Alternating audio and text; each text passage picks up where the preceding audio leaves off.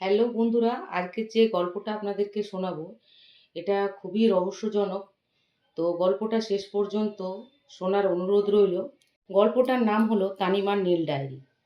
মরে যাওয়ার আগে যদি কেউ আমার এই ডায়েরিটা পড়ে, তাহলে সে জানতে পারবে আমি দোষী ছিলাম না।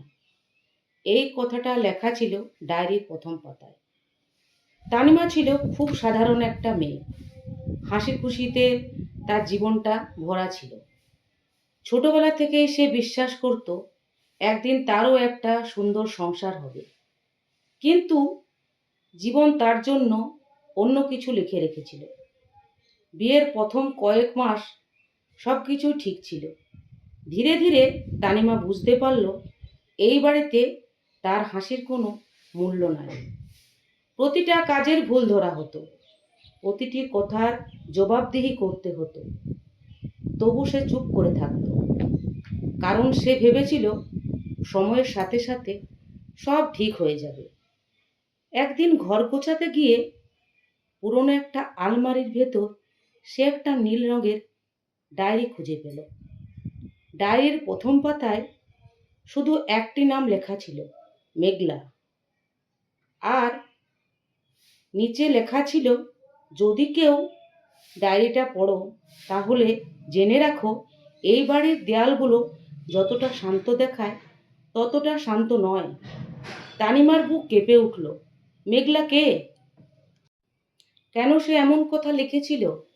আর সবথেকে বড় কথা, ডায়েরির শেষ কয়েকটি পাতা ছিঁড়ে ফেলা হয়েছে। সেদিন রাতে সবাই ঘুমিয়ে পড়ার পর তানিমা ডায়েরির বাকি পাতাগুলো পড়তে শুরু করলো। প্রতিটি পাতায় লেখা ছিল এক মেয়ের অসহ্য কষ্টের কথা, ঠিক যেসব ঘটনা তানিমার সাথে ঘটছে। হঠাৎ একটি পাতায় এসে তার হাত থেমে গেল। সেখানে লেখা ছিল, যদি তানিমা নামে কোনো মেয়ে এই বাড়িতে আসে তাহলে তাকে সাবধান করে দিও। তানিমার চোখ বিস্ফারিত হয়ে গেল। সে এই বাড়িতে আসার আগেই এই ডায়েরি লেখা হয়েছে?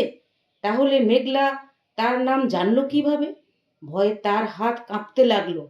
ঠিক তখনই ঘরের বাইরে কারো পায়ের শব্দ শোনা গেল, আর ডায়েরির ভেতর থেকে একটি ভাঁজ করা কাগজ মেঝেতে পড়ে গেল। সেখানে বড় বড় অক্ষরে লেখা ছিল, তানিমা, তুমি এখনো সময় থাকতে পালিয়ে যাও। তো গল্পের শেষ পর্বটা খুব শীঘ্রই নিয়ে আসছি। তো বন্ধুরা, গল্পটা কেমন লাগলো নিশ্চয় কমেন্টের মাধ্যমে জানাতে ভুলবেন না। কিন্তু আরও এরকম সুন্দর সুন্দর গল্প নিয়ে আসব। তো ভিডিওটা আজকের এ পর্যন্তই। তো আজকের মতো আসি, টাটা। আবারও দেখা হবে নতুন একটা ভিডিওর সাথে।